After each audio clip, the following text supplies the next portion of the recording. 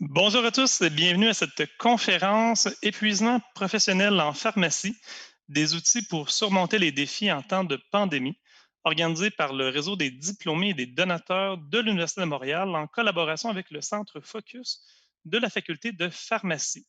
Je me présente, Sylvain Lacerte-Gagnon, conseiller aux relations avec les diplômés. Il me fait plaisir d'être avec vous aujourd'hui pour vous présenter cet événement virtuel. Vous êtes près de vingtaine environ à vous joindre à nous ce soir. Donc, depuis plus d'un an déjà que les pharmaciennes et pharmaciens travaillent sans relâche pour lutter contre la pandémie de COVID-19, en plus de répondre à de récentes modifications légales et réglementaires ouvrant la voie à de nouvelles obligations et de nouvelles activités professionnelles.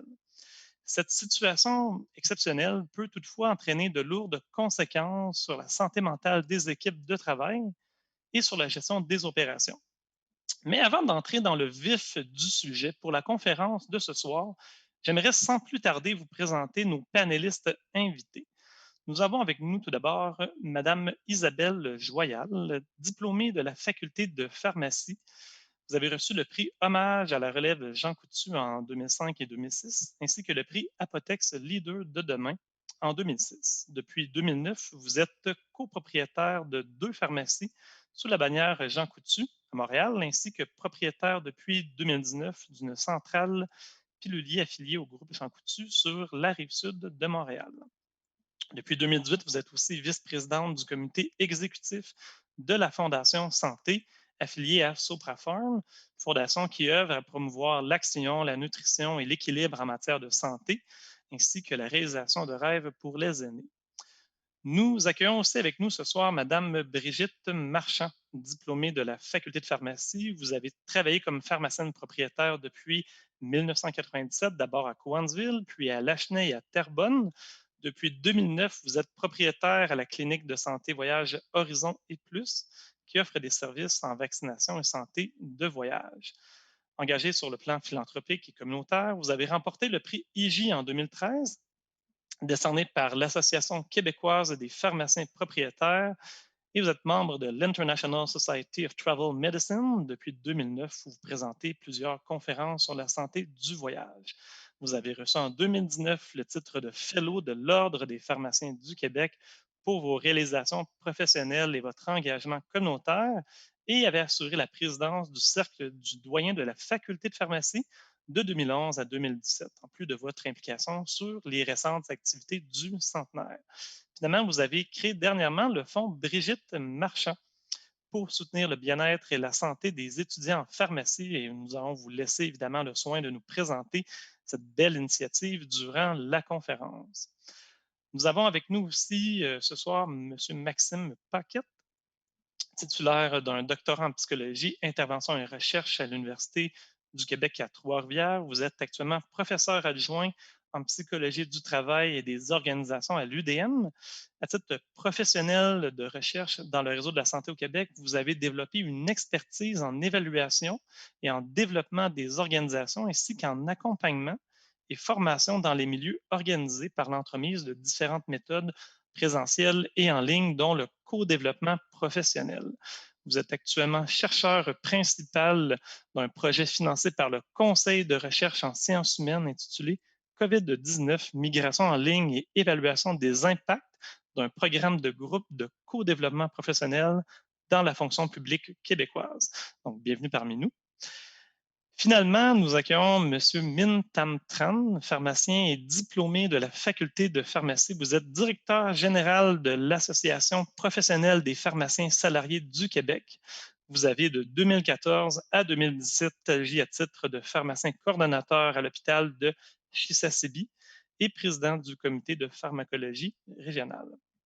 Vous êtes aussi titulaire d'un certificat de coach professionnel en programmation neurolinguistique avec une spécialisation en accompagnement d'affaires et une ceinture verte Lean Six Sigma et un certificat en stratégie. Vous complétez aussi actuellement votre certification comme formateur en communication non violente avec le Center for Non-Violent Communication.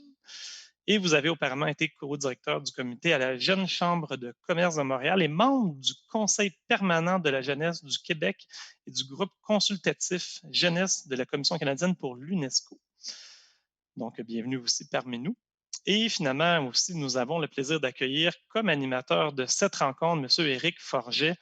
Donc, M. Forget, diplômé de la faculté de pharmacie, vous êtes aussi titulaire d'un baccalauréat en biochimie et d'une maîtrise en médecine du travail et de l'hygiène du milieu. Pharmacien, vous êtes présentement responsable des programmes de perfectionnement professionnel du Centre Focus à la faculté de pharmacie. Donc, à tout le monde encore, merci d'être là et bonsoir. De participer à cette conférence. Je vous rappelle que pour tous nos participants, vous pouvez soumettre vos questions dès maintenant via le module questions-réponses identifiées Q&R au bas de votre écran. Nous tenterons de répondre à un maximum de questions après la période de discussion avec notre panel. Aussi, plusieurs liens avec la rencontre seront partagés dans la zone clavardage durant la soirée. Donc, ces ressources vous seront aussi transmises après la conférence par courriel. Alors, sans plus attendre, je vais laisser la parole à notre animateur de la soirée, M. Éric Forget. Merci beaucoup, Sylvain. Bonsoir à toutes et tous. À mon tour de vous souhaiter la bienvenue. Sylvain a bien décrit le contexte d'entrée de jeu. En fait, pandémie, projet de loi 31. Bref, nous vivons une année historique, je crois, peut-être l'année la plus mouvementée de l'histoire de la pharmacie. Donc, sans plus tarder, mais évidemment, ce contexte-là crée un stress et une anxiété qui sont omniprésentes depuis plus d'un an maintenant, comme en témoignent beaucoup de situations et plusieurs pharmaciens et professionnels de la santé qui en ont parlé. Sans plus tarder, je vais solliciter nos panélistes. D'abord, Madame Joyal, je vais m'adresser à vous. Vous êtes pharmacienne, mais aussi propriétaire, non pas de une, mais bien 3 pharmacies distinctes. Dans le contexte qui a été décrit, qu'est-ce qui a été ou qu'est-ce qui est le plus difficile comme propriétaire et gestionnaire? Comment cela vous affecte-t-il personnellement? Alors, bonsoir. Merci beaucoup pour l'invitation ce soir. C'est un sujet qui m'interpelle beaucoup. Comme de fait, comme tout le monde le sait, le monde de la pharmacie a vécu une grande évolution, de grands changements depuis les 10-15 dernières années. Donc, les nouvelles responsabilités ainsi que les obligations des pharmaciens se sont multipliées énormément. Évidemment, les tâches cliniques aussi se sont multipliées, se sont développées à vitesse grand V dans nos pharmacies. Donc, récemment, avec l'arrivée de la loi 41 il y a quelques années, ainsi que la loi 31 et la vaccination en pharmacie plus récemment, les pharmaciens sont continuellement appelés à sortir de leur zone de confort pour bien maîtriser et performer les nouveaux actes cliniques. Donc, les pharmaciens sont continuellement appelés à développer des nouvelles compétences pour pouvoir répondre aux besoins grandissants de la population.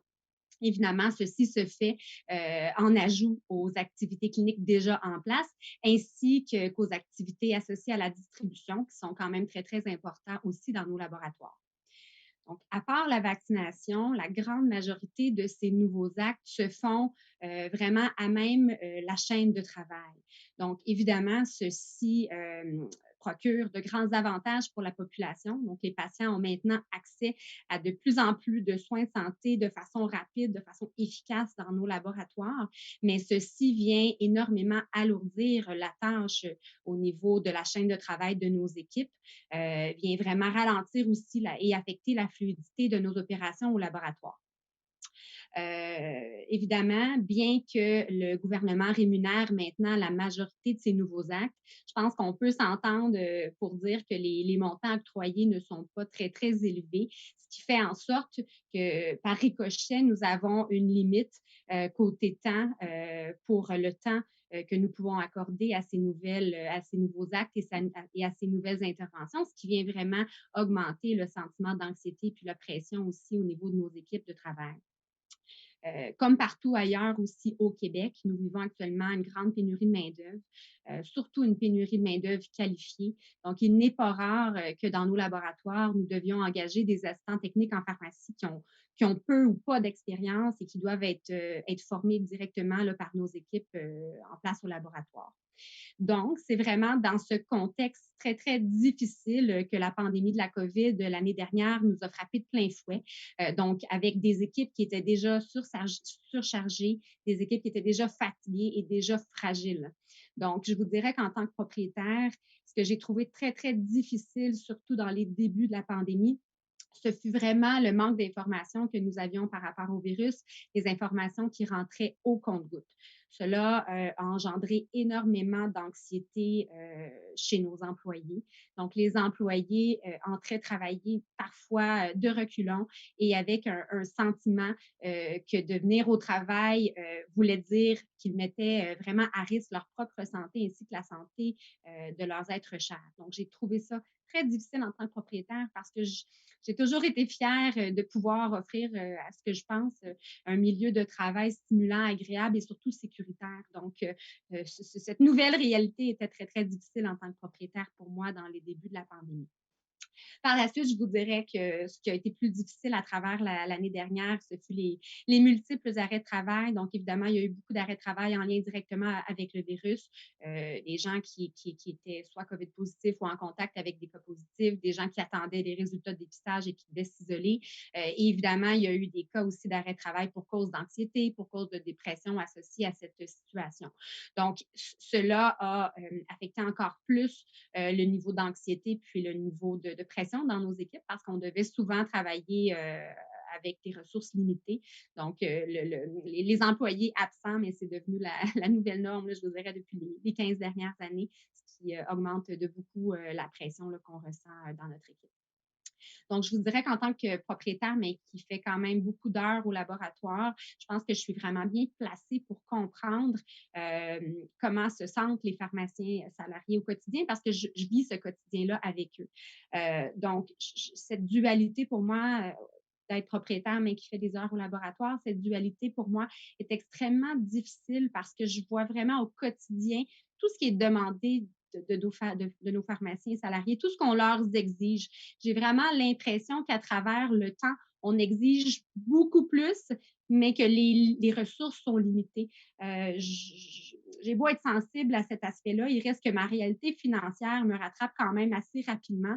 Et je vous dirais que dans un contexte financier serré où on a vécu beaucoup, beaucoup de coupures à travers les dernières années, bien malgré moi, j'aurais envie de rajouter une quantité importante de ressources supplémentaires pour faire face à tous ces nouveaux défis, mais financièrement, j'en suis limitée. Donc, je dois vous dire que je trouve ça extrêmement difficile de voir tout ce qu'on exige de nos pharmaciens avec le peu de ressources et j'ai l'impression que plus le temps avance, on étire l'élastique de plus en plus. C'est pas facile. Merci, Madame Joyal. C'est assez parlant comme descriptif. Monsieur Paquette, je m'adresse à vous comme expert. Avez-vous des commentaires sur cette situation ou des suggestions pour essayer d'outiller les gestionnaires comme Madame Joyal dans le contexte qu'elle vient de décrire?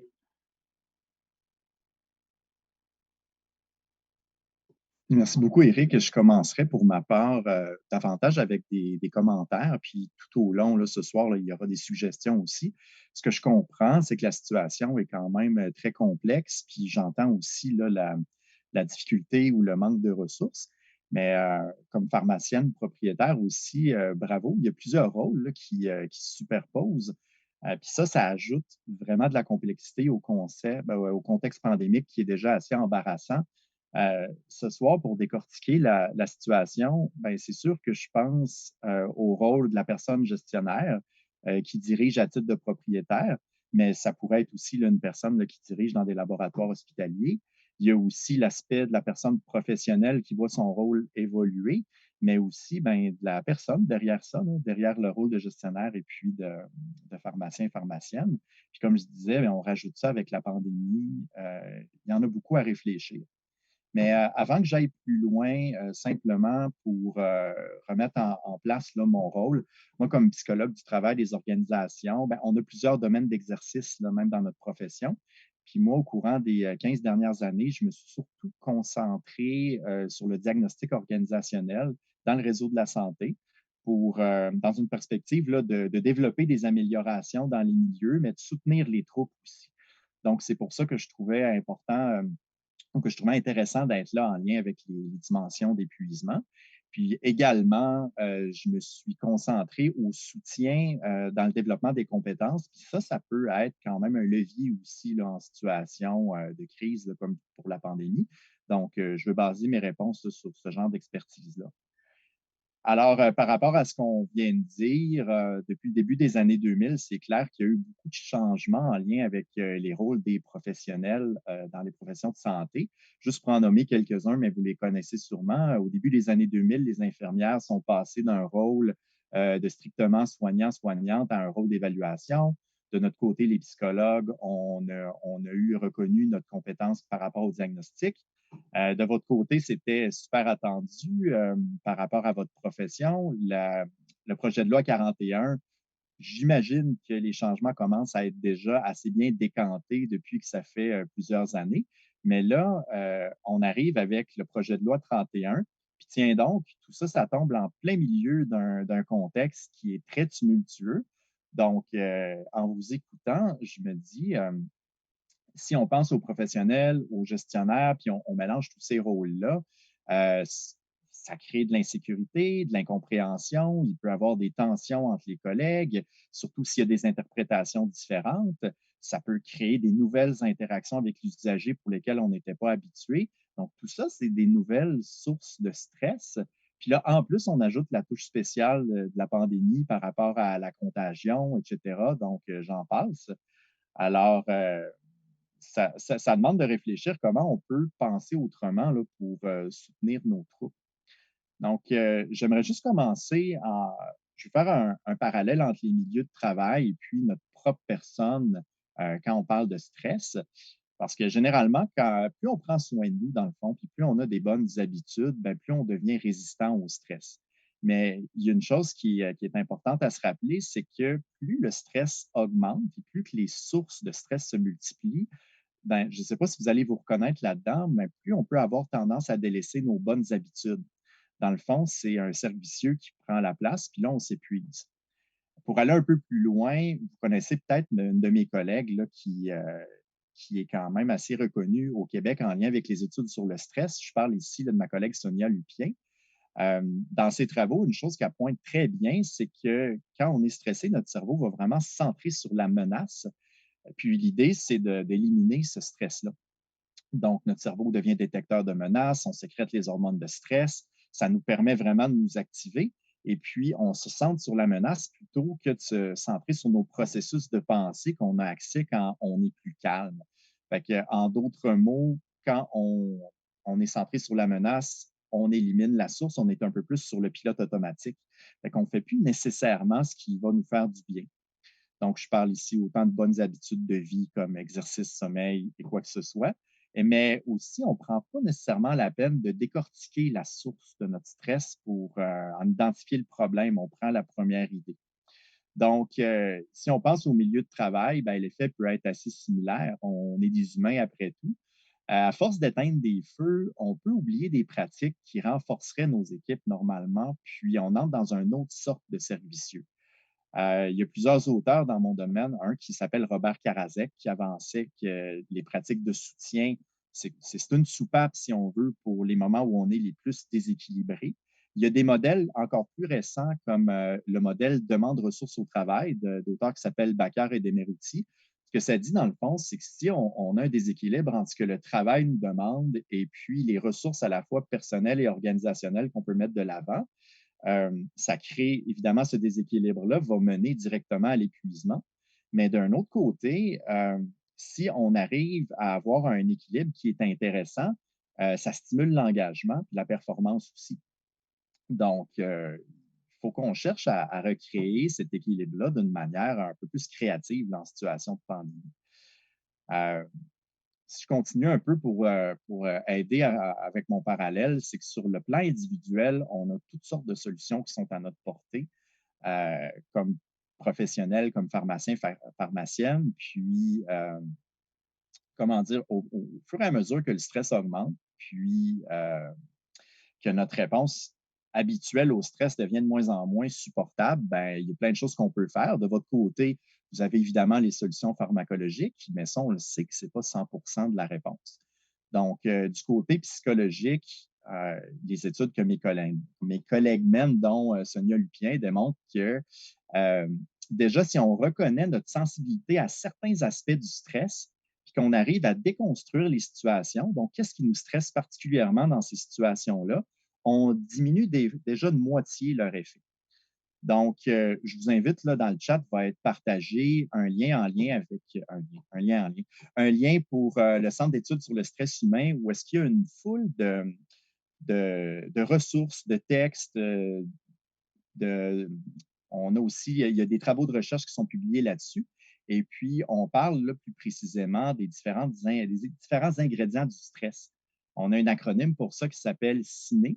Donc, c'est INE, C pour le contrôle manquant, I pour l'imprévisibilité, N pour la nouveauté et E pour l'ego menacé. Dans le fond, ce que ça veut dire, c'est que quand on arrive avec une situation qui est stressante, il y a des ingrédients qui sont communs à ces situations-là. Mais l'idée, c'est que la manière que les gens vont réagir à ces ingrédients-là, c'est quelque chose qui est très individuel. Donc, il y en a qui vont réagir plus mal au manque de contrôle, d'autres vont réagir plus mal à la nouveauté. Mais l'idée, c'est que quand on prend le temps de prendre un pas de recul puis qu'on décortique ces situations-là, déjà là, ça baisse la pression sur nous, mais ça nous permet, au lieu d'être sur le pilote automatique, de reprendre le contrôle puis de faire les choses un peu différemment. Donc, je voulais juste dire que ce genre d'activité-là en situation de pandémie, que ce soit par des conférences, des rencontres d'équipe, c'est déjà des activités qu'on peut envisager. Mais également, si on n'a pas le temps, ben, comme pharmacien gestionnaire ou comme chef d'équipe ou comme collègue, on peut partager ces idées-là avec nos collègues. Mais là, vous allez peut-être m'avoir vu venir, plus ça va mal dans la pharmacie, plus on va courir. Puis si on fait une analogie de ce qui se passe sur le plan individuel, ben, plus on va se centrer sur la menace. Donc, par exemple, la situation pandémique, la vaccination, les nouveautés. Puis ce qui nous faisait du bien, ben, on a moins le temps. Donc, oups, là, c'est un autre cercle vicieux qui peut rentrer en jeu. On manque de ressources, fait qu'on ne peut pas en allouer pour le soutien. Mais d'un côté, si on n'alloue pas de ressources de soutien, comme je disais tantôt, là, les ressources organisationnelles, il va y avoir plus de désengagement puis d'épuisement. C'est là qu'on a un gros problème. Donc, on perd les activités de formation, on perd les activités d'accompagnement, on perd les moments de discussion. Donc, mais ce que je tiens à dire, là, c'est qu'en situation de crise, évidemment, ça ne peut pas être pareil. On ne peut pas se comporter là, de la même façon que quand les choses sont calmes. Il faut penser différemment. Donc, parmi les activités de soutien, lesquelles devraient être maintenues? Lesquelles activités de soutien de crise on pourrait ajouter? Comment qu'on peut déterminer c'est quoi qui serait le mieux à faire là, dans notre pharmacie? Ben, je pense que ce pas de recul-là, même s'il va faire perdre un peu en efficacité, vaut la peine à long terme. Donc, les employés perçoivent les efforts de la part des gestionnaires, ils vont se sentir soutenus, gagnent en résilience, mais aussi ils vont s'en rappeler quand la tempête va être passée ou quand ils vont se relever parce que oui, si on voit ça d'un œil un peu plus froid, on le voit, là, il va en avoir de l'épuisement, il va en avoir des pertes. Mais ce serait quoi le pire? On laisse aller les choses ou on perd un peu d'efficacité? C'est des questions assez difficiles là, à répondre. Fait que mon idée là-dedans, c'est que plutôt que de chercher des personnes remplaçantes ou juste élargir les horaires puis augmenter la charge de travail, ben, comment on peut faire pour prendre soin des personnes en place? Ça, c'est beaucoup des questions que j'ai contribué à répondre là, dans les dernières années. Donc, peut-être un dernier point là, avant qu'on aille sur d'autres questions, c'est que mes collègues experts en gestion, en RH ou en psychologie du travail, on va souvent suggérer de prendre un pas de recul, de faire un diagnostic. Pas un diagnostic de la santé de la personne, mais plutôt de sa santé en tant que travailleur. Mais là, ce que je veux dire ici, là, ce soir, je ne vais pas arriver avec des méthodes complexes nécessairement. C'est clair que parmi vous, il y en a certains qui ont les compétences pour le faire, d'autres un peu moins. Donc, c'est le temps de penser, je pense, à un accompagnement qui soit externe ou simplement quelque chose pour vous guider. Parce qu'un des arguments que je voulais amener, c'est que parfois, quand on se dit qu'on a moins de ressources, c'est que si on se dit on met 5 000 en ressources de soutien interne ou externe pour 10 pharmaciens, ben, ce qu'il faut se rappeler, c'est que ça coûte moins cher que d'absorber les coûts de roulement d'une seule personne. Parce que si on regarde les statistiques, là, par exemple, que Manuvie a pu sortir d'une étude de 2015, le taux de roulement d'un professionnel, ça coûterait autour de 40 de son salaire. Ça, c'est à cause là, du manque d'efficacité, des nouvelles personnes, de la formation à faire. Donc, si on pense qu'au plus bas salaire d'un pharmacien qui serait d'environ 63 000 là, c'est déjà 25 000.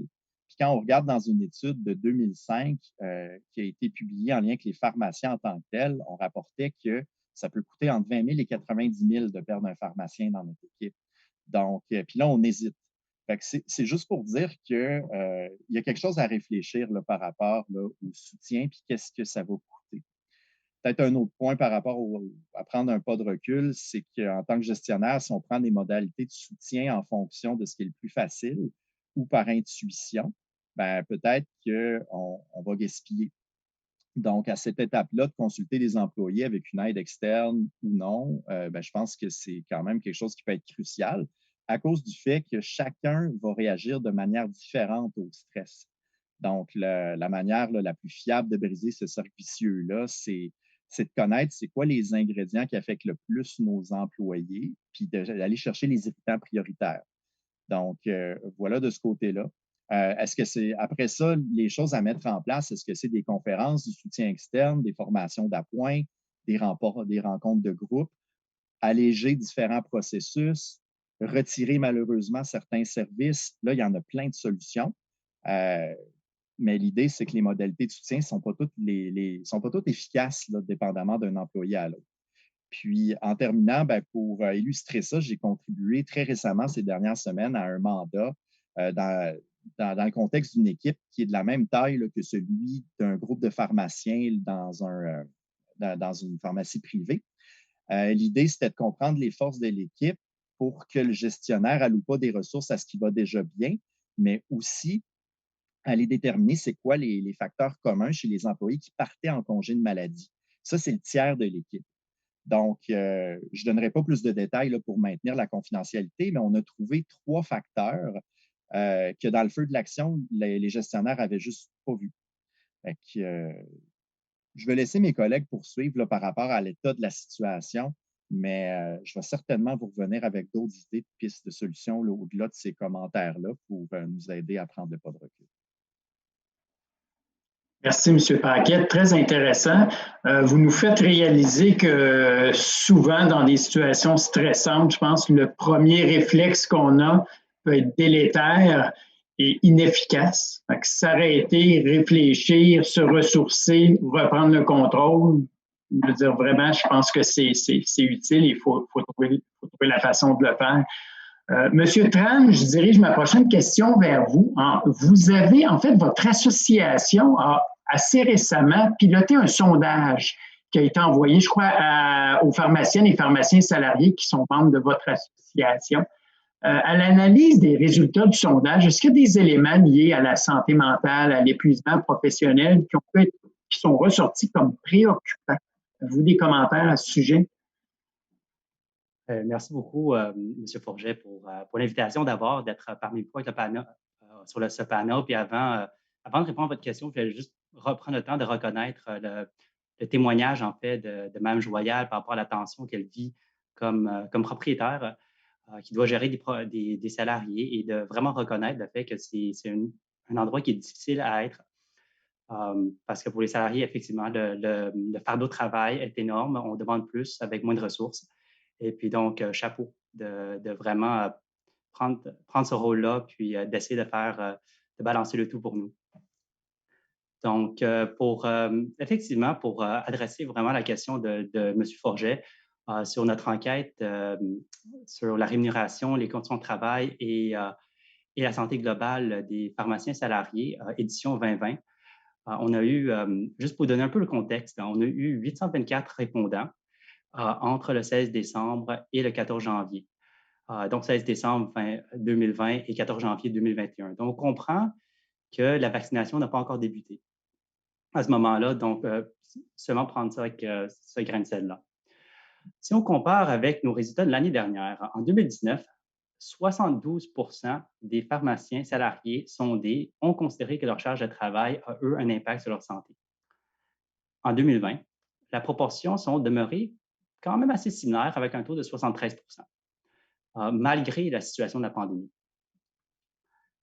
En 2020, on remarque que seulement 44% des répondants ont rapporté ne pas avoir de problème de santé psychologique, alors que 56% ont rapporté vivre de la dépression, de l'anxiété, de l'insomnie ou un autre trouble quelconque qu'on n'a pas vraiment identifié. Et certains des répondants, comme on peut voir avec les chiffres, vivent même plus d'un problème de santé psychologique. De ce côté-là, on peut voir 37% des répondants ont rapporté vivre de la dépression diagnostiquée ou non diagnostiquée. 45% ont rapporté vivre de l'anxiété diagnostiquée ou non diagnostiquée. Et 21% des répondants ont rapporté vivre de l'insomnie. On a remarqué que près de 20% des répondants ayant entre 3 à 5 ans, 6 à 10 ans et 11 à 15 ans d'expérience de pratique ont rapporté avoir vécu au moins un épisode d'épuisement professionnel au cours des 3 dernières années, comparativement à seulement 4% pour les pharmaciens ayant 1 à 2 ans d'expérience de travail et 9% pour les pharmaciens ayant 15 ans et plus de travail. Puis, si on regarde du côté des pharmaciens qui envisagent changer de carrière dans les prochains 5 ans, donc prochainement, 30% des pharmaciens salariés avec 6 à 10 ans d'expérience de travail envisagent changer de profession dans les prochains 5 ans. Alors que pour les autres groupes d'âge, ça va varier entre 14 et 20 ans. Si on se fie à la croyance populaire que ça prend 10 000 heures de pratique afin d'atteindre la maîtrise d'une tâche donnée, d'un rôle donné, c'est là qu'il faudrait environ 5 à 6 ans et demi de travail à temps plein. Donc, 30% des pharmaciens qui viennent d'acquérir la maîtrise de leur profession pensent la quitter. Cela me semble énorme. Donc, qu'est-ce que cette information nous donne? Bon, c'est un portrait de ce qu'on a aujourd'hui et ça nous donne des signaux sur quoi agir. Il y a beaucoup d'autres questions à se poser. Par exemple, comment en sommes-nous arrivés là? On a des hypothèses, il y a eu beaucoup de changements dernièrement. Et comment est-ce que l'organisation de notre profession nous donne ces résultats-là par rapport au contexte environnemental? Comment pouvons-nous prendre soin de nos patients de façon efficace alors que nous sommes déprimés, anxieux ou en carence de sommeil? Comment pouvons-nous être présents avec eux? Et surtout, comment pouvons-nous prendre soin de nos familles, qui est en fait une des raisons principales pour lesquelles on travaille? Force est d'admettre que c'est seulement en prenant soin de soi que nous pourrons bien prendre soin des autres. Puis, c'est assez particulier le contexte de la santé mentale aussi, parce que si je suis déprimé, je vais forcément avoir du mal à prendre soin d'une autre personne déprimée ou de n'importe qui d'autre. Alors que si je suis diabétique, je vais probablement pouvoir encore mieux prendre soin de quelqu'un d'autre qui est diabétique. Si on regarde maintenant le contexte particulier dans lequel on vit, la COVID et le projet de loi 31, deux changements énormes pour notre profession, mais comment pouvons-nous être créatifs, innovants et agiles pour répondre aux besoins de nos patients et créer le futur de notre profession, alors que la majorité des pharmaciens salariés considèrent que leur charge de travail a un impact majeur sur leur santé?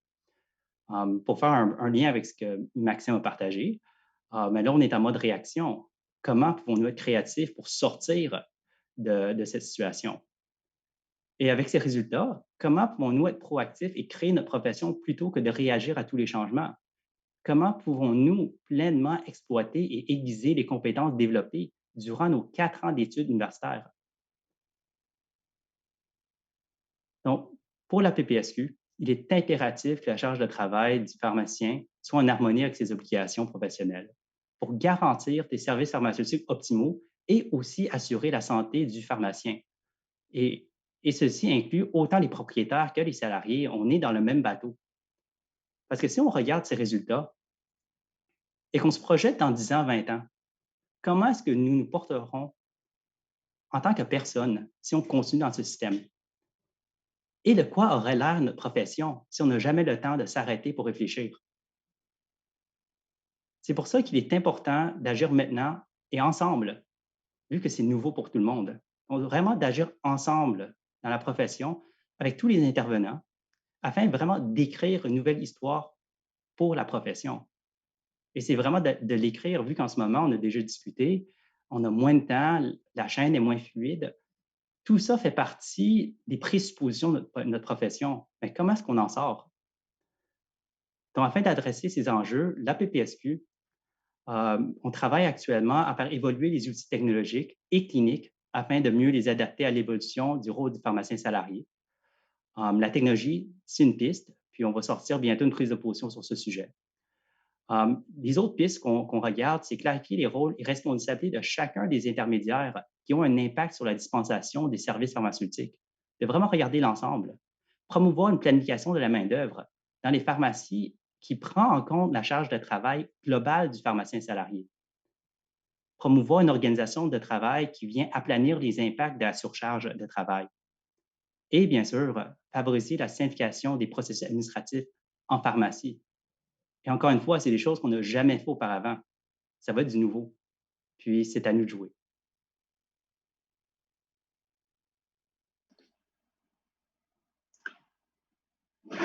Merci, M. Tran, d'avoir partagé, les résultats du sondage, d'avoir partagé votre point de vue sur la situation et celui de votre association. Maintenant, M. Paquette, j'ai bien hâte de vous entendre parce que pour reprendre mon qualificatif du départ, moi, quand je reviens aux résultats de ce sondage-là, je les trouve très préoccupants. Donc, je vous repasse avec hâte le micro. Merci beaucoup et merci à M. Tran de nous avoir partagé ces résultats-là. Ce que je peux vous dire, c'est que je suis d'accord également que les résultats sont préoccupants. Mais si je devais mettre mon chapeau de professeur, ce que je vous dirais, c'est que j'ai pris le temps de chercher d'autres statistiques par rapport aux autres professions qui sont aussi sur le front. On parle des médecins, des infirmières là, et autres professions de la santé. Et puis, dépendamment des études, des pays ou du temps, il y a une certaine fourchette là, de données. Mais malheureusement ou heureusement, là, dépendamment de comment on le voit, c'est que les résultats actuels pour les pharmaciens sont similaires à ce que les autres professions vivent. Donc, je pense qu'on est vraiment dans dépendamment aussi là, des pharmaciens et des settings, là, mais on est dans un moment qui est difficile là, à passer. D'un autre côté, ce que je trouve vraiment satisfaisant, c'est que c'est de voir des associations comme la PPSQ ou les autres professionnels comme votre ordre ou des syndicats comme la Fédération des médecins homéopaticiens du Québec, au-delà des activités de contrôle, etc., qui vont aussi se soucier de la santé de leurs membres. Et puis, comme commentaire, pour faire un lien avec ce que je disais précédemment, c'est que c'est essentiel d'avoir des nouveaux outils technologiques, de partager des outils cliniques, des guides de référence, optimiser des processus de travail et puis des processus en lien avec la charge de travail. C'est des pratiques courantes, c'est nécessaire. Puis que ces organisations-là qui gravitent autour de nous puissent nous aider, bien, ça, c'est fantastique. Par contre, ce qu'on réalise, c'est qu'il y a des moments que c'est impossible de réduire significativement la charge de travail. Puis là, on est dans un moment comme ça. Actuellement, avec la COVID, on a des employés qui partent malades beaucoup plus que d'habitude. Il y a les craintes, on a eu la PCU, peu importe, mais c'est là que moi, comme psychologue du travail, un modèle comme celui que je vous parlais tout à l'heure, de l'équilibre entre les demandes et les ressources au travail, que je trouve vraiment utile. C'est sûr qu'on a c'est un peu dérangeant de venir dire, bon, ben, ça va pas bien, mais il va falloir prendre un petit pas de recul pour réfléchir autrement, parce que le pire qui va arriver, c'est que ça continue comme c'est en train de se dérouler.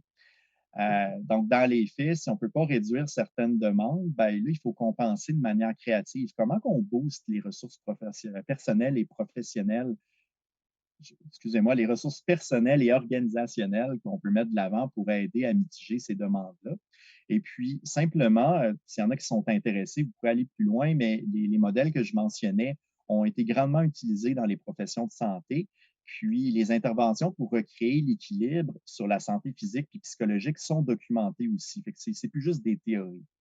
Mais l'affaire, c'est que dans les petites entreprises, même quand c'est sous une grande bannière, on n'a pas nécessairement de département de ressources humaines pour nous soutenir.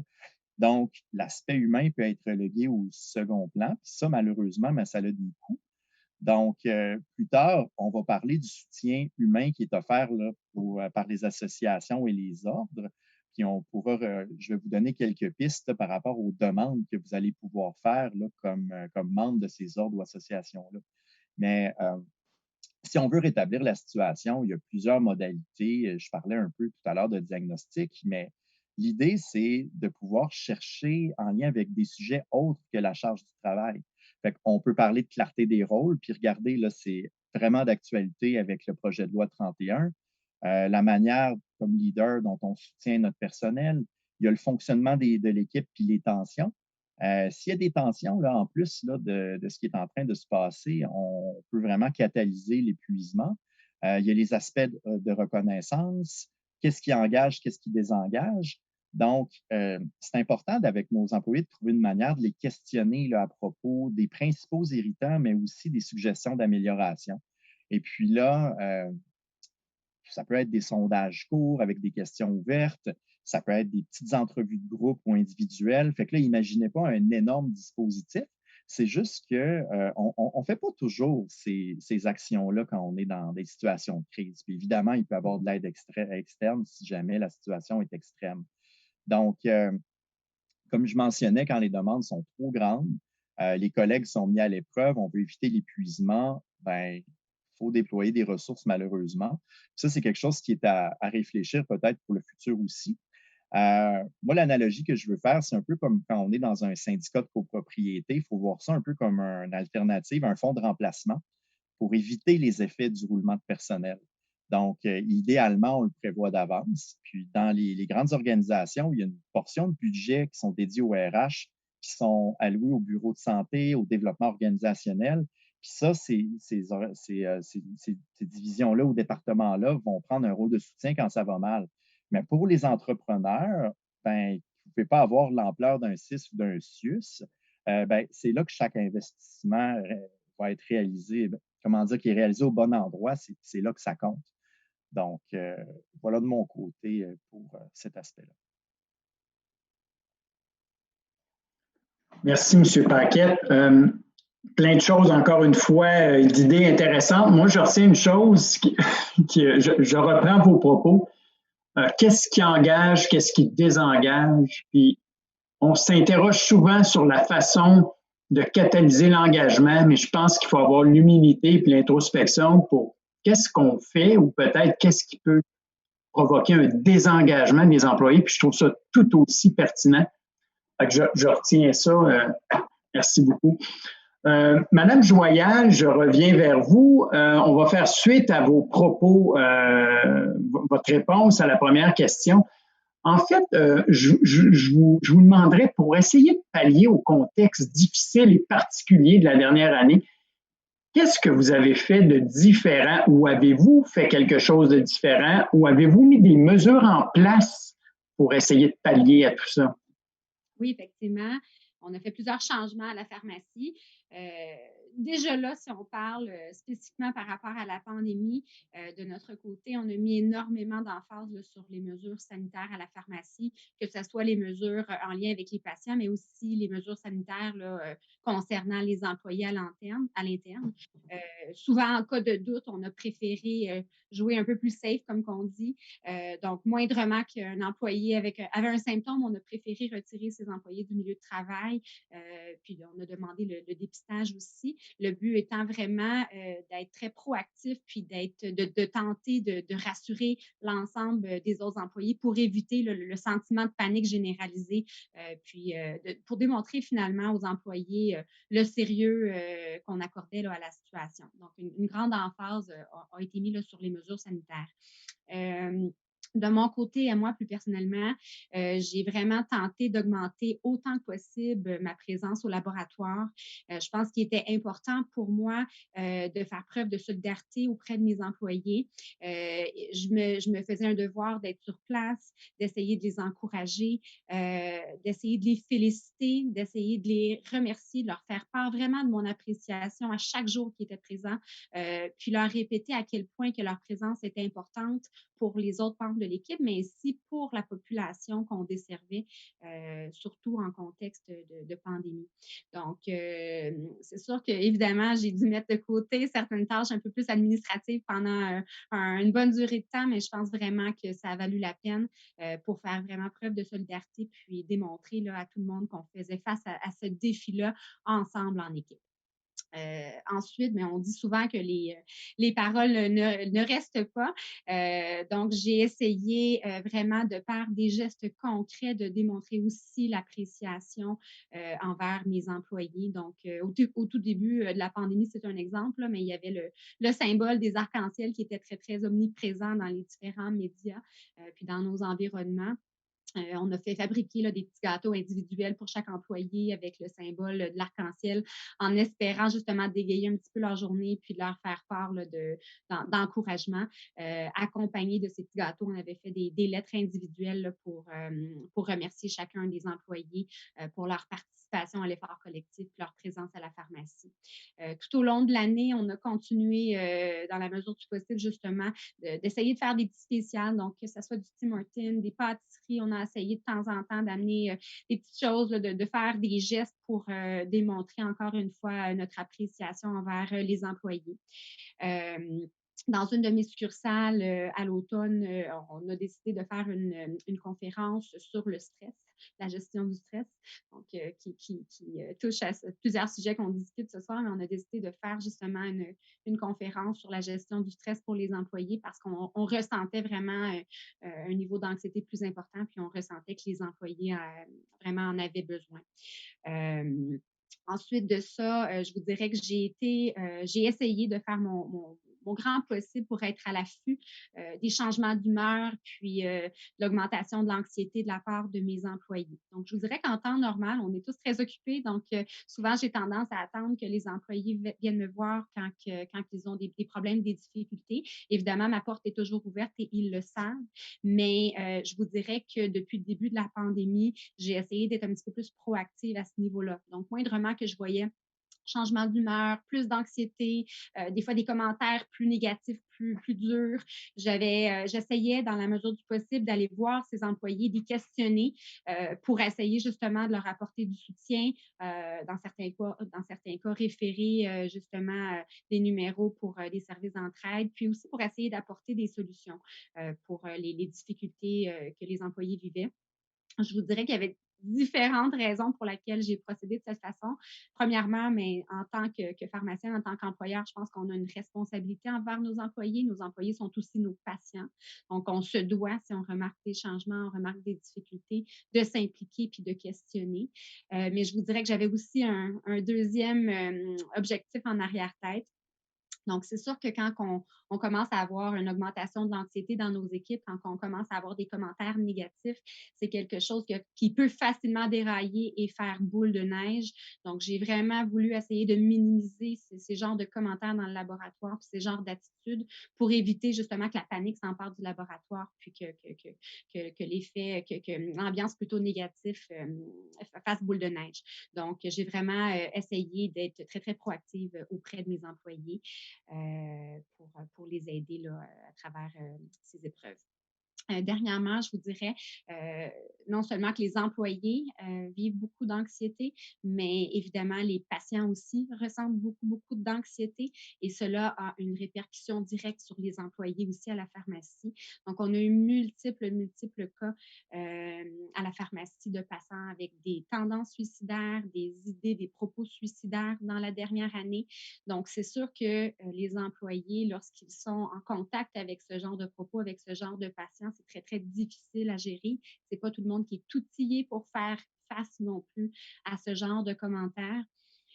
Donc, nous avons eu la chance d'avoir une étudiante de 4e année en stage avec nous à la pharmacie. Et comme projet de stage, nous lui avons demandé de développer un outil, un guide pour les employés, justement pour faire face à ce genre de situation. Donc, le guide était adressé autant aux assistants techniques qu'aux pharmaciens. Puis là-dedans, on parlait de suicide, des statistiques en lien avec le suicide, comment reconnaître des tendances suicidaires chez les patients en fonction des paroles utilisées. Puis après ça, évidemment, on mentionnait aussi comment référer ces patients-là, soit au pharmacien et pour le pharmacien, ou référer quelles ressources externes à la pharmacie étaient disponibles pour faire face à cela. Donc, je pense qu'on a vraiment essayé de concrètement mettre en place des outils, des choses pour aider nos employés à faire face à cette anxiété-là malheureusement qui les entoure là, depuis le début de la pandémie. Donc, voilà. Merci, Mme Joyal. Merci beaucoup. Toutes sortes d'actions qui m'apparaissent non seulement pertinentes, mais gagnantes. Monsieur Paquette, dans des situations de crise, qu'est-ce que peut faire un gestionnaire pour maintenir le bateau à flot? Bien, d'abord, ce que Mme Joyal nous disait là, j'entends parler de gestion saine du risque pandémique. Il y a de la reconnaissance au travail, de la mobilisation, de l'accompagnement individuel, du partage d'outils. Je pense que ça reste là, plusieurs exemples à suivre. Par contre, en ce qui concerne le soutien de proximité, la supervision, l'accompagnement, c'est des avenues qui sont très intéressantes. Mais en même temps, il faut se poser la question quand on est gestionnaire, est-ce qu'on a les compétences pour cet accompagnement-là ou est-ce qu'on a le temps aussi? Il y a l'aspect de se poser la question, est-ce qu'on a le courage d'aborder certains sujets qui ne sont pas simples à aborder, par exemple les situations, les irritants chez les employés, puis surtout quand on est débordé. Donc, il y a l'aspect aussi qu'on parlait des guides, les outils, les vidéos, c'est essentiel, mais qu'est-ce qu'on fait pour les rendre encore plus efficaces? Est-ce qu'on a un moment d'appropriation? Est-ce qu'on a un moment d'accompagnement? On a tendance à l'oublier quand ça va vite, mais c'est peut-être là que c'est le plus crucial d'avoir un impact. Donc, au-delà de transmettre des outils, c'est souvent ça qui manque pour booster leur efficacité, la rétention. Donc, mais en même temps, c'est quand on accompagne, quand on est en train d'implanter des nouveaux outils, c'est un moment pour connaître les préoccupations par rapport à l'utilisation. On peut aussi les bonifier. Donc, en temps de pandémie, une stratégie, je dirais, qui est accessible, on a souvent dans nos équipes un salarié ou une salariée d'expérience, dans le jargon qu'on peut appeler en phase de fidélisation, une personne qui est là depuis un moment, qui a maîtrisé là, son rôle de base. On ne pourrait pas s'appuyer sur une personne comme ça pour nous aider à offrir le soutien qui est nécessaire, là. On a parlé depuis le début accompagnement du rôle avec les changements en lien avec la loi. Ça peut être aussi de faire des recherches pour avoir des nouveaux outils. Ça peut être une question de relation d'aide, ça peut être d'animer des rencontres d'équipe. Donc, par exemple, si on allège la tâche de cette personne-là, 15 à 20 heures par mois, là, je dis des chiffres comme ça, puis on la dédie au soutien de l'équipe, ça peut nous permettre de faire gagner vraiment de la capacité et du temps aux autres. Pour ça, là, on peut imaginer là, une nouvelle description de poste, on peut aller faire former une personne. Puis il faut voir là, cette personne-là en soutien comme un multiplicateur là, qui peut aller chercher de l'aide à l'externe aussi. Dans le jargon, comment on appelle ça? C'est le job crafting ou l'enrichissement de la tâche. Il y a des personnes que, quand ils ont maîtrisé leur rôle, ben c'est intéressant de leur donner un nouveau défi qui est approprié à leur personnalité. Si on est en temps de pandémie, des fois, quand il y a des aspects du travail qui commencent à être un peu grinçants puis difficiles, ben, peut-être que de passer en rôle de soutien, ça peut être intéressant. Mais ça, c'est une idée parmi d'autres. Je vais vous en proposer d'autres dans ma dernière intervention. Merci encore, M. Paquette. M. Tran, je sais que votre association propose aux nouveaux diplômés qui font leur entrée en pratique, évidemment, un programme de parrainage de soutien, en fait, à ces jeunes diplômés-là. Quand on arrive sur le marché du travail dans un tel contexte si difficile, comment qu'on fait pour les guider? Comment qu'on fait pour les aider à gérer leur stress et surtout éviter un épuisement professionnel qui serait prématuré? Donc, j'adore vraiment votre question. Je vais mettre mon chapeau de coach, vu que c'est vraiment le type d'intervention que j'adore. Et aussi, j'en ai profité pour sonder mes collaborateurs pharmaciens salariés pour voir quelle sagesse qu'ils avaient à partager à tout le monde aussi. Et je réalise en faisant ce travail que oui, c'est des recommandations à donner à des étudiants qui vont rentrer sur le marché du travail, mais c'est aussi une très belle liste de recommandations que je devrais lire moi-même à tous les jours. Ça aide vraiment à relativiser les choses. Donc, beaucoup de recommandations, mais qui tombent sous essentiellement 4 catégories: relativiser, prioriser, écouter, apprendre et prendre soin de sa santé. Donc, la première chose, c'est vraiment, vous n'êtes pas vos résultats. C'est 2 choses totalement différents. Et qu'en bout de ligne, une bonne intervention est celle qui répond aux besoins de vos patients. Je pense à mon début de pratique, je voulais faire exactement comme ce qu'on m'enseignait à l'université. Voici la méthode. Non, l'objectif, c'est répondre aux besoins de vos patients. Aussi, quelque chose qui aide, il n'y a pas de personnes résistantes. Il n'y a que des communicateurs rigides. Et l'intervention parfaite n'existe pas. En bout de ligne, on est tout en train d'improviser. Il n'y a que le bon objectif et le bon suivi. Et l'intervention complétée vaut beaucoup plus qu'une intervention parfaite. Il n'y a pas d'échec, que de la rétroaction. Et sans rétroaction, il n'y a pas d'apprentissage. Donc, voyez tout ce qui est en votre chemin, tous les défis, tout ce qui arrive qui n'est pas à votre goût, c'est juste une autre occasion d'apprendre. Et la beauté de la chose, c'est que quand on y pense, l'échec existe seulement relativement à un engagement que vous avez. Si vous n'avez pas d'engagement, vous n'avez pas quelque chose de grandiose ou d'incroyable que vous voulez offrir, il n'y a pas d'échec.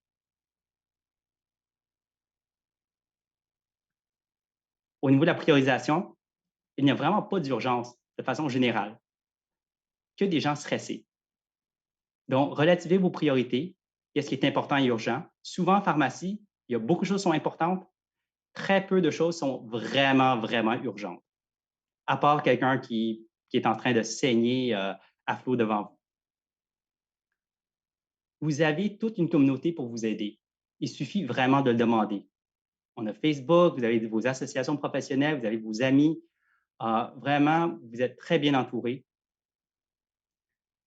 Et soyez comme des nains sur des épaules de géants. Bénéficiez pleinement de l'expérience des gens qui ont une longueur d'avance sur vous grâce à différents programmes de parrainage ou de mentorat disponibles. La PPSQ, on en offre un. L'Université de Montréal aussi, j'ai appris à offrir un programme de mentorat qui sont toutes des opportunités fantastiques pour se développer, mais aussi juste d'avoir la perspective de quelqu'un d'autre. Des fois, la voie la plus anxiogène, c'est la nôtre. Puis, écoutez pour découvrir et non pas pour évaluer. Parce que quand on évalue, en bout de ligne, on évalue basé sur ce qu'on connaît. Mais écoutez vraiment ce que les gens ont à vous offrir. Écoutez vraiment la reconnaissance que les gens vous donnent. Écoutez vraiment la rétroaction que les gens vous donnent. Et à ce moment-là, vous pourrez apprendre de tout et vous saurez vraiment l'impact de vos actions plutôt qu'un impact théorique à laquelle on peut penser, mais qui n'a pas de côté matériel, disons. Puis, et de façon assez particulière, puis je ne veux vraiment pas prendre ça pour vendre ma salade, mais devenez parrain ou devenez mentor ou aidez quelqu'un d'autre. C'est extrêmement gratifiant, c'est enrichissant et ça vous donne du recul sur votre pratique. Pour moi, ça a été une expérience extrêmement enrichissante de prendre des stagiaires qui implantaient des projets dans des pharmacies, juste parce que ça me faisait, à travers ces histoires, je pouvais me voir et les défis auxquels je fais face. Donc, c'est vraiment un miroir de soi-même. Et pour prendre du recul, c'est fantastique. Donc, vraiment, si vous voulez devenir mentor parrain pour les pharmaciens qui nous écoutent, la période d'application est encore ouverte jusqu'à fin juin. Et pour les étudiants qui nous écoutent et vous voulez un parrain, vous pouvez toujours appliquer aussi jusqu'en fin juin. Et finalement, puis ça, c'est vraiment dans le moment que je vais vous partager, j'écoutais parler d'Isabelle, puis je ne pouvais pas m'empêcher de sourire. Je regarde Brigitte, puis je trouve ça fantastique d'être avec vous. Et c'est vraiment vous créer des communautés, des opportunités de partager. C'est vraiment comme ça en communauté, on va se sentir vraiment mieux parce qu'on confronte tous les mêmes enjeux. Je te repasse la parole, Eric. Merci, M. Tran. Discours et réflexion intéressantes. On voit le coach en vous et on a senti, je peux vous dire, la passion. Monsieur Paquette, je vous repose la même question. On fait quoi pour aider, guider un jeune professionnel sans expérience qui arrive sur le marché du travail avec tant de responsabilités dans un contexte si difficile? Bien, je vais en profiter pour lister certaines solutions qui ont pu être, comment dire, efficaces là, pour d'autres personnes, évidemment. Il y a d'autres organisations qui ressemblent à l'association de M. Tran qui ont mis de l'avant des initiatives similaires. On peut prendre par exemple l'Ordre des audiologistes et orthophonistes du Québec qui ont complété leur première année de leur programme de mentorat en pleine pandémie. Ces derniers, ils ont obtenu des excellents résultats. C'est ma collègue, là, Maria Ficati de l'UQTR qui a chapeauté ce projet-là. Et puis, on parle ici, le rapport de résultats va être disponible bientôt d'ici la fin de l'année, mais on parle de jeunes professionnels qui ont pu mieux définir leur rôle, obtenir le soutien qu'ils avaient besoin pour passer à travers la pandémie. Il y avait même là, une perception de compétences et d'auto-efficacité qui s'améliorait tout au long. Donc, quand même intéressant de voir que c'est faisable quand même d'aller chercher du soutien malgré qu'on soit au rouge là, dans le milieu de travail. Il y a le même principe avec le programme de mentorat aussi de la Fédération des médecins omnipraticiens du Québec, qui est rendu à sa 8e année, qui continue le soutien pendant la pandémie. L'idée, c'est que le mentorat, le parrainage, le pairage, ça peut se faire aussi intrasuccursal. Ça pourrait se faire à travers un regroupement aussi. Des fois, on est plusieurs propriétaires, puis on peut voir comment on peut se faire bénéficier de ce genre d'aide-là. Puis quand je parle de regroupement aussi, c'est que quand on trouve des outils, des vidéos qu'on a ancrées, comme un peu celui que Mme Joyal parlait tout à l'heure pour le suicide, ben pourquoi pas créer une communauté de pratique entre propriétaires pour faire ce genre de partage-là? Ça peut être très intéressant. Puis en parlant de communauté de pratique, dans ma pratique à moi, puis mes recherches, je m'intéresse au co-développement professionnel depuis nombreuses années, méthode là, qui a été mise de l'avant par les auteurs Adrien Payette et Claude Champagne. C'est une méthode d'apprentissage par l'action. Puis au-delà d'être idéal là, pour apprendre des habilités, des savoir-être, on s'est rendu compte dans notre pratique puis nos recherches que ça allait être vraiment à consolider l'identité professionnelle, mieux s'approprier son rôle. Ça nous aide à percevoir le soutien social qu'on a besoin en situation difficile, puis on en a besoin actuellement. Donc, on va vous passer là, certains liens là, dans le chat là, si vous vous intéressez un peu plus au co-développement, mais l'idée, c'est qu'au-delà d'apprendre, comme je vous dis, il y a un soutien, il y a un peu de courage que ça peut donner là, d'avoir des gens qui nous aident là, dans un groupe comme ça. D'ailleurs, ça a été très utilisé dans le réseau de la santé. Je vous parlais de la FMOQ tout à l'heure. Ils ont parrainé une initiative dans un GMF, puis leur animatrice, c'est une pharmacienne, elle s'appelle Elena Bureau. Peut-être certains d'entre vous la connaissent. Donc, si c'est quelque chose qui vous intéresse, là, vous avez des ressources dans le chat. Mais également, l'idée derrière ça, c'est pas de faire des miracles. Hein. Moi, je vous ai dit tout à l'heure, en pandémie, on manque de ressources. C'est pas tout le monde qui a besoin du même soutien. Fait que l'idée, c'est plus de libérer les professionnels qui auraient besoin de ce genre de soutien-là. C'est pas quelque chose à placarder là, de A à Z. Puis, pour terminer, peut-être un dernier lien que je voulais vous partager, c'est qu'il y a différents guides qui ont sorti par rapport aux gestes qui auraient le plus d'impact actuellement dans le contexte pandémique pour valoriser le rôle en fonction de 5 besoins: écoute, protection, préparation, soutien, prendre soin. Donc, moi, j'ai pu faire des interventions sur lesquelles on se basait sur ces différents rôles-là pour avoir le plus d'impact possible. Je vous invite là, à vous en inspirer. L'idée aussi, c'est de se rappeler que comme gestionnaire, notre responsabilité, c'est d'être là, c'est de faciliter l'équilibre chez les employés, mais on ne peut pas malheureusement être en équilibre à leur place ou les sauver. Mais d'un autre côté, ceux qui sont salariés, ben notre devoir, ou plutôt notre responsabilité, c'est d'aller le demander ou du moins de lever le drapeau quand on commence à aller un peu moins bien. Donc, c'est pour ça que je pense que oui, on peut proposer des avenues à nos gestionnaires, mais il y a également à l'extérieur de notre pharmacie, par exemple, nos ordres, nos associations, comme M. Tran disait, vraiment pas hésiter d'aller en demander. Et puis, je vais arrêter là-dessus, je vois le temps qui file. Je pense que ça donne quand même plusieurs idées.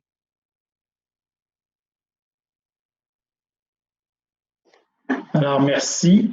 Madame Joyal, Monsieur Tran, Monsieur Paquette, merci infiniment d'avoir partagé votre vécu, vos idées, vos ressources. je pense que c'est utile de prendre ce moment-là pour réfléchir, puis ça nous apporte de l'eau au moulin dans le contexte, qui est difficile pour tout le monde, soit dit en passant. Madame Brigitte Marchand, bonsoir. Je vais vous laisser présenter votre fonds de soutien aux étudiants, mais d'abord, je vous remercie de votre implication, de votre générosité pour cette implication-là et pour plusieurs que vous avez portées dans votre carrière. Donc, Madame Marchand, je vous laisse présenter le fonds et je vous remercie. Bien, en premier lieu, merci beaucoup de m'avoir invité. J'ai trouvé ça très enrichissant d'écouter l'échange entre Mme Joyal, M. Paquette et M. Tran. Vraiment, ça a touché des fibres sensibles et naturellement, comme je suis propriétaire, j'ai revu mon année, disons, mon année et plus. Mais donc, en fait, moi, comme la santé mentale me tient très à cœur, c'est quelque chose que j'ai toujours été sensibilisée à avoir une certaine écoute, tu sais, que ce soit nos proches, mais aussi, naturellement, les gens avec qui on collabore au quotidien au travail. Donc, c'est sûr que quand j'ai débuté les discussions avec les gens de la faculté de pharmacie pour la création de ce fonds-là, en fait, c'est un dialogue qu'on avait entre nous, puis c'est venu assez rapidement et naturellement pour moi de dire, mais pourquoi pas on ne fait pas un fonds pour le bien-être qui va vraiment rechercher à valoriser l'importance de prendre soin de sa santé mentale. Souvent, même si on est dans le milieu de la santé, et qu'on gravite autour de ça, on sent qu'il y a une résistance. Hein? Les gens ont quand même une certaine difficulté à dévoiler une certaine vulnérabilité, mais c'est souvent ça qui va faire qu'au fond, on va faire les premiers pas pour aller chercher des ressources, du soutien, comme tous les panélistes ont très, très bien expliqué avec des exemples et aussi des outils qu'on peut développer, qu'on peut aller chercher dans notre environnement. Donc, tout ça pour dire que ce fonds-là, donc qui porte mon nom, vise vraiment la promotion du bien-être et la réussite et la santé des étudiants de la faculté de pharmacie de l'Université de Montréal. Donc, moi, c'est sûr que c'est un bonheur pour moi et surtout, c'est comme un premier pas de géant de dire, ben, soyons francs qu'on doit parler de ça, puis qu'on doit mettre ça de l'avant. Tu sais, on veut mettre l'aspect humain au devant.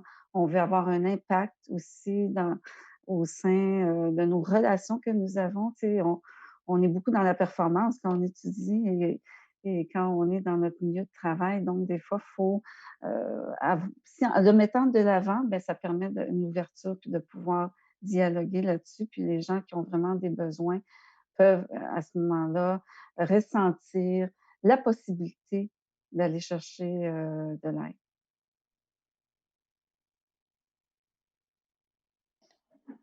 Merci beaucoup, Mme Marchand. Très apprécié comme soutien. Écoutez, avant de terminer, on a eu quelques questions de participants que je vais relayer à nos panélistes. Je vais vous les lire texto pour éviter de faire d'avoir une mauvaise interprétation de la question. Donc, une question qui s'adresse à tous les panélistes. Quels sont vos conseils pour assurer un meilleur service aux patients dans un contexte où la concentration et l'écoute doivent être à son maximum, mais dans un environnement qui n'est pas propice à offrir un service adéquat? On donne comme exemple le port du masque en consultation qui rend le dialogue difficile, risque accru d'erreur. Donc, voici la question. Je pourrais peut-être débuter par vous, Madame Joyal. Avez-vous une réponse à nous fournir?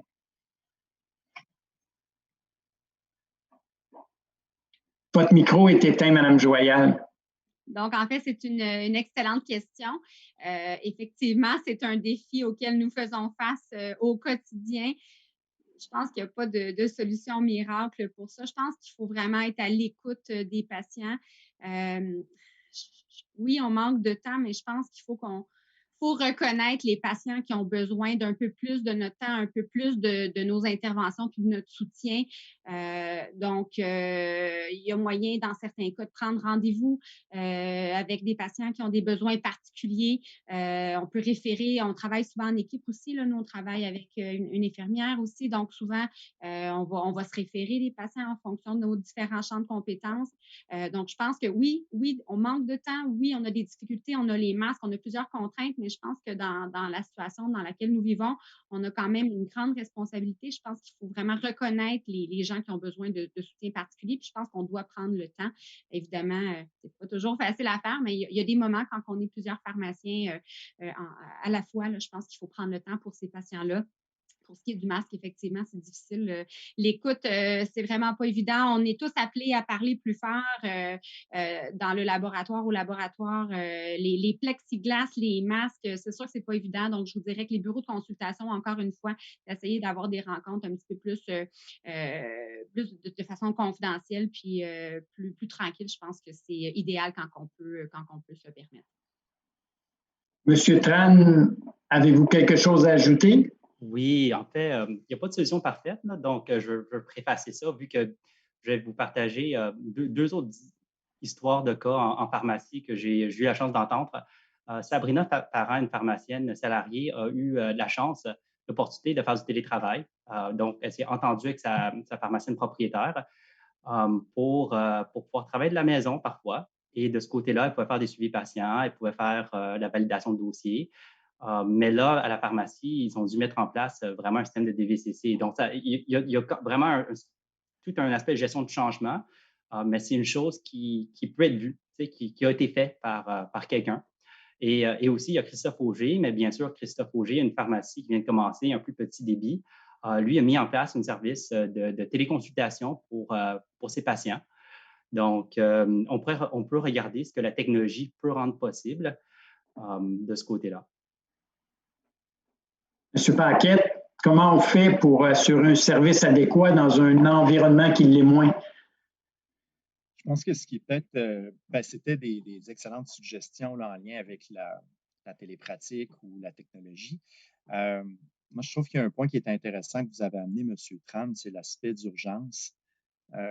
J'ai l'impression que dans des situations comme ça avec les patients, on n'a pas le choix de se dire que ça va prendre un petit peu plus de temps. Là. De toute manière, là, on commence à être habitué d'attendre aussi comme client en lien avec la COVID. Je sais qu'il y en a qui sont très fâchés de tout ça, mais de mon côté, c'est certain là, que c'est l'idée que ça me donnait. Là. Il y a quelque chose par rapport à revoir nos exigences. Là, on n'a pas le choix. Là. Madame Marchand, comme propriétaire également, comme pharmacienne, avez-vous des commentaires sur le service aux patients dans un contexte difficile? C'est sûr que ça amène des défis. On a quand même réussi, c'est sûr qu'on voyait ça aussi auparavant, les masques et les plexis ont ajouté une certaine barrière, mais tout de même, on a essayé en équipe parce qu'on s'est rendu compte à un moment donné qu'il y avait de la détresse, mais comme a dit Mme Joyal, faut comme avoir des grandes oreilles d'éléphant. Moi, j'appelle ça comme ça. Puis c'est ça qu'on a essayé en équipe, en fait, c'est de dire, bon, essayons d'être un petit peu plus, des fois, à l'écoute de certains patients qu'on sent qu'il y a une possibilité de détresse, tu sais. Mais c'est pas toujours évident, mais j'ai trouvé ça aussi intéressant ce que M. Tran a dit, tu sais, de dire, bon, est-ce qu'on peut offrir... c'est pas quelque chose qu'on a essayé, mais ça peut être une piste intéressante avec la technologie, ligne... appelez-nous ou avoir un courriel particulier ou peut-être faire une affiche. C'est des choses que je réfléchis tout haut avec vous. Mais je pense qu'il faut s'y attarder puis être dans le contexte du changement avec ça pour trouver des astuces. Madame Marchand, je vous laisse le micro. J'ai une question qui s'adresse à vous. En fait, le fonds que vous avez créé pour le soutien aux étudiants, est-ce qu'il sera offert sur une base régulière ou est-ce une initiative exceptionnelle offerte dans les circonstances d'études qui sont difficiles en raison de la COVID? Non, c'est un fonds qui est là pour rester. C'est un fonds qui est tout jeune, naturellement. Et puis, c'est sûr que la faculté aussi avait déjà essayé, avait fait des efforts pour amener du soutien à ces étudiants. Donc, on est venu comme scinder ensemble la possibilité d'offrir vraiment un programme précis pour les étudiants. Puis je pense que c'est vraiment la volonté que les gens à la faculté avaient aussi de faire cette initiative. Donc, c'est là pour rester. Merci. Je termine avec 2 questions. Une qui s'adresse spécifiquement à Mme Joyal. Mme Joyal, le manque de ressources et les absences sont des enjeux que vivent plusieurs pharmaciens. Avez-vous saisi cette occasion pour déléguer plus de responsabilités à des employés d'expérience? Oui, définitivement. Je pense que dans ces moments-là, il est important d'utiliser au maximum les ressources que nous avons en place.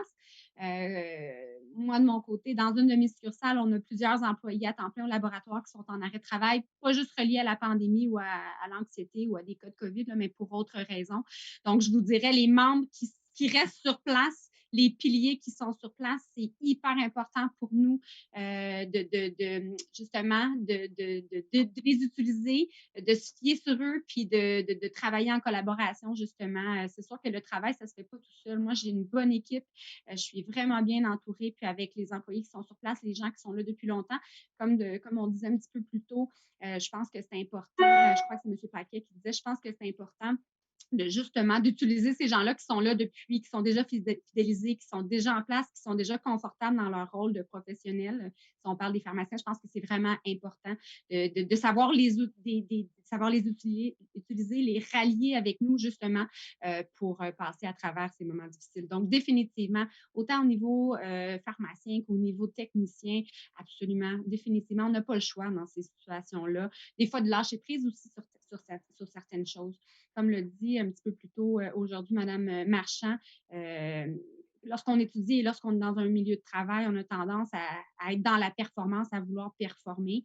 Mais je pense qu'il faut des fois apprendre à lâcher prise sur certaines choses parce que sinon, on va s'épuiser et on va se rendre malade. Donc, de se fier sur les autres, de travailler en collaboration, de travailler en équipe, d'utiliser les forces de chacun, je pense que c'est primordial à tout moment, mais encore plus dans les moments que nous vivons aussi. Je dois dire aussi que plusieurs commentaires de M. Tran un petit peu plus tôt aujourd'hui qui sont vraiment venus me chercher.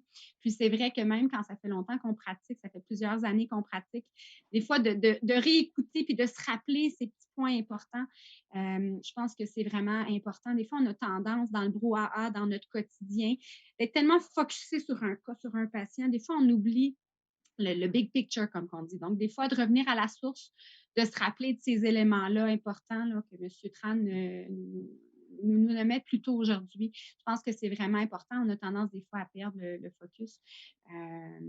Donc, je pense que c'est important de se le rappeler, puis de lâcher prise sur certaines choses. On va pas tout réussir parfaitement à tout moment. Je pense que c'est important de travailler ensemble. La priorité, c'est de passer à travers ces moments difficiles en équipe, ensemble. On veut en ressortir vivant au bout du compte. Donc, je pense qu'il faut lâcher prise sur certaines choses, puis travailler ensemble, utiliser toutes les ressources aussi dans nos équipes, justement, c'est primordial. Merci. Une dernière question avant le mot de la fin. Une question qui s'adresse à M. Paquet. Le stress engendre souvent davantage de stress. Au travail, avec toutes les tâches qu'on a réalisées, comment on fait pour ralentir le cercle vicieux? Comment on fait pour reprendre le contrôle? Pas une mince question. Non, c'est ça. On y répondra certainement pas entièrement ce soir, mais un élément que j'amenais, puis ce que les recherches nous disent aussi, c'est qu'on parlait là, au début, puis je crois que c'est... en fait, non, le principe, c'est qu'on est en réaction par rapport au stress. C'est une force externe qui vient nous déranger, on y réagit. Puis, on dirait que malgré qu'on est professionnel, un peu comme ce que vous disiez, Mme Joyal, il y a des choses qu'on oublie, là, surtout quand on est sur le pilote automatique, qu'on se concentre sur la menace. On oublie ce qui est bon pour nous. Mais comme je vous disais tout à l'heure, c'est de prendre un moment, de trouver là, un moment pour déconstruire, dans le fond, dans ma journée, là, dans tous les événements qui sont arrivés, dans ce que j'anticipe dans la semaine qui suit, c'est quoi les événements pour lesquels je suis le plus sensible? Tu sais, il faut essayer d'apprendre à se connaître. Puis sur le site que je vous partageais, euh, il y a des tests ou il y a des lectures qu'on peut faire pour voir ben, c'est quoi les types de stress qui vont vraiment m'affecter le plus. Puis quand ça arrive, quand on sait que ça s'en vient ou qu'on est en train de le vivre, ben déjà de prendre un temps de comprendre que dans l'événement que je suis en train de vivre, ce type de stress-là, j'y suis sensible, ben on dirait que ça nous donne déjà une couche de reprise de contrôle. Puis par après, ben là, quand on parle d'auto-soin, de stratégie de résilience, ben, quand je suis en train de les vivre, là, ces situations-là qui sont vraiment difficiles, ben qu'est-ce que je fais pour mettre les bouchées doubles? Puis tu sais, si je veux rajouter un peu de concret, moi, comme professeur, de mon côté, j'ai eu la souffrance des étudiants depuis une année qui a vraiment augmenté en flèche. Ma charge de travail a augmenté aussi. Puis je dois vous dire là, qu'au retour des fêtes, ça n'a pas été mon moment de plus grande force à vie. Puis là, je me rendais compte que ça commençait à déraper un peu. Donc, je l'ai pris là, le temps de recul pour me dire, bon, c'est quoi les éléments qui me stressent davantage? Puis là, ensuite, il y a plein de solutions qu'on peut mettre en place, des bouchées doubles d'exercice, des situations sociales avec nos amis pour essayer de décanter. Bref, les solutions aussi pour nous faire du bien ben, sont assez individuelles. Fait que ce que j'ai à dire, c'est que si on attend que les choses passent, ben, je l'ai dit tout à l'heure, le pire qui va arriver, c'est que ça va rester de la même manière ou sinon, on va s'épuiser. Donc, c'est à nous de se dire, bon, ben, si je ne veux pas agir en termes de victime au stress, ben, comment je cherche à reprendre le contrôle. Puis, l'autre aspect que là, malheureusement, ben, ça prend de l'humilité, c'est que si on est déjà épuisé, là, si on ne l'a pas détecté à temps qu'on s'enlignait vers le mur, il ne faut tellement pas hésiter à aller demander de l'aide parce qu'encore là, on ne va pas nécessairement s'en sortir seul. Fait que, bref, on pourrait en parler longtemps. Puis avant même d'aller en thérapie, là, pour faire une blague de psychologue, là, je pense qu'il y a des actions qu'on peut prendre là, pour mitiger les effets du stress. Merci, M. Paquette. Alors, avant de repasser la parole à M. Lasserre-Gagnon pour la conclusion, je demanderai à nos panélistes un bref mot de la fin pour conclure. Madame Marchand, je vais débuter cette fois-ci avec vous. Moi, en fait, je dirais qu'à travers toute cette période tumultueuse que nous avons tous vécue ensemble, on trouve des belles choses. Il y a eu quand même des énergies de rassemblement, de l'entraide. Il y a quelque chose de positif, je crois sincèrement, qui va ressortir de cette grande période. Et peut-être qu'on va pouvoir à ce moment-là être plus apte justement à aider ceux qui ont besoin. Puis, tu sais, de les accompagner, puis de rendre possible les gens à accepter. Puis, comme disait M. Tran, avec toutes leurs idées d'être proactif, Mme Joyal en a parlé, M. Paquette à sa façon, il y a des choses qui peuvent être faites avant de frapper le mur. Merci. Mme Joyal? Oui, moi, je rajouterais à ça, effectivement, il y a quand même beaucoup de positifs qui est sorti de ça. Je pense qu'il faut qu'on mette l'emphase là-dessus. Il faut qu'on en parle aussi en équipe. C'est une chose de discuter en équipe des difficultés et puis des défis, mais je pense qu'en équipe aussi, on se doit aussi de souligner les bons coups, de s'encourager, de se féliciter. On a beaucoup de patients aussi qui sont extrêmement reconnaissants au niveau de l'implication des pharmaciens pendant la pandémie. On le sait, les médecins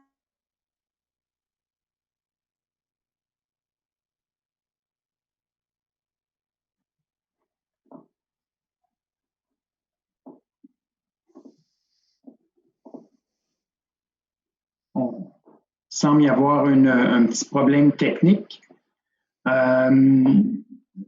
Monsieur Tran, j'en profiterai pour vous passer la parole. Avez-vous un mot de la fin? Je pense qu'on a un petit problème avec Isabelle. On reviendra à Mme Joyal par la suite. Merci, M. Forget. En fait, j'aimerais vraiment revenir sur le point de la communauté. En fait, la profession a été divisée en pharmaciens propriétaires, pharmaciens salariés, pharmaciens en établissement de santé. Et puis là, on arrive à un point où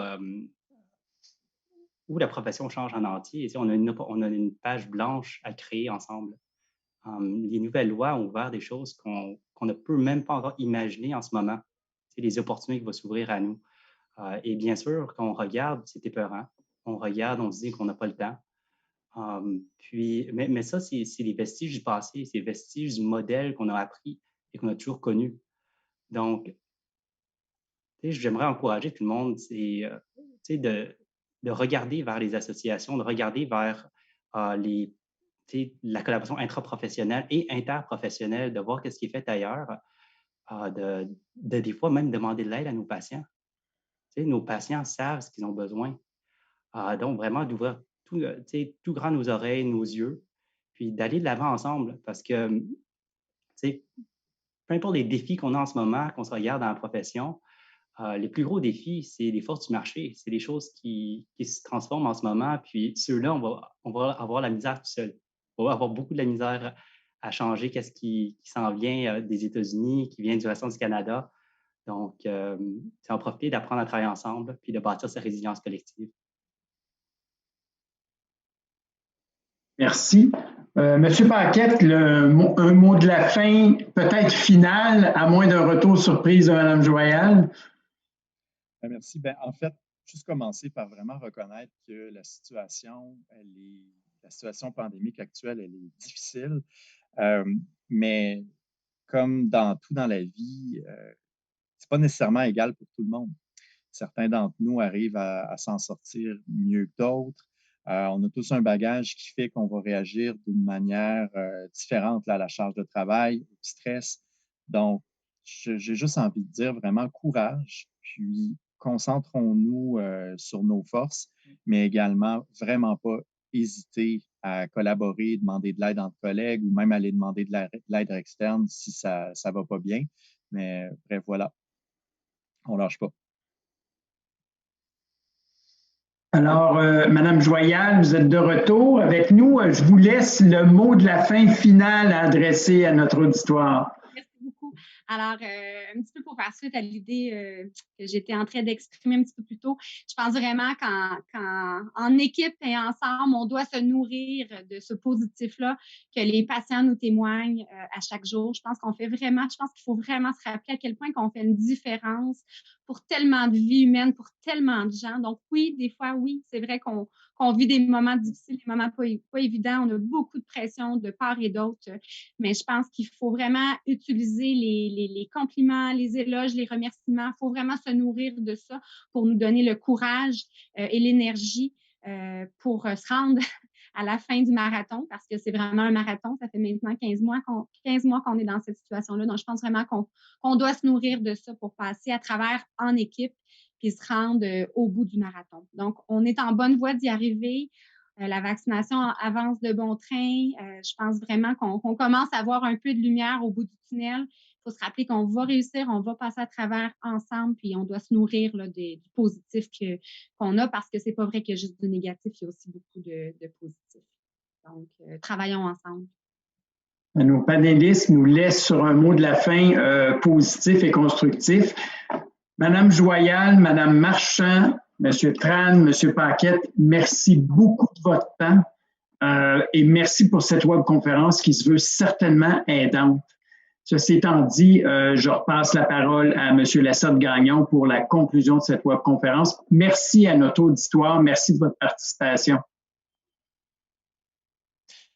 Merci beaucoup, Éric. De très beaux échanges. On aurait pu poursuivre longtemps, comme vous avez tous dit, la discussion, mais malheureusement, c'est ce qui va mettre fin à notre rencontre de ce soir. Mais avant de quitter, nous allons vous partager un court sondage dans la zone clavardage. On vous remercie beaucoup de prendre une minute pour partager vos commentaires et votre appréciation de cette conférence. Évidemment, encore une fois, merci à nos conférenciers, Mme Joyal, Mme Marchand, M. Paquette et M. Tran, et notre animateur Éric Forget pour la soirée. J'aimerais aussi dire un merci tout spécial au réseau des diplômés des donateurs. Merci à la faculté de pharmacie et le centre de formation Focus qui ont collaboré à cet événement, et un merci aussi à nos collègues du groupe de couverture d'événements de l'Université de Montréal, sans qui nos événements virtuels ne seraient pas possibles en ce moment. Un gros merci évidemment à tous nos participants pour avoir été des nôtres ce soir. Je vous rappelle, vous étiez près de 29 à vous joindre à nous. Donc, on apprécie énormément votre présence en grand nombre. Merci finalement à notre partenaire d'affinité TD Assurance qui nous aide à soutenir les activités du réseau des diplômés, dont nos conférences virtuelles. Et on vous invite à surveiller nos prochaines conférences. Donc, vous trouverez tous les détails dans notre programmation sur notre site Internet. Le lien sera affiché dans la zone clavardage à l'écran. Alors, ce mercredi 19 mai, une conférence sur les relations humaines et amoureuses et l'impact de la pandémie dans nos vies.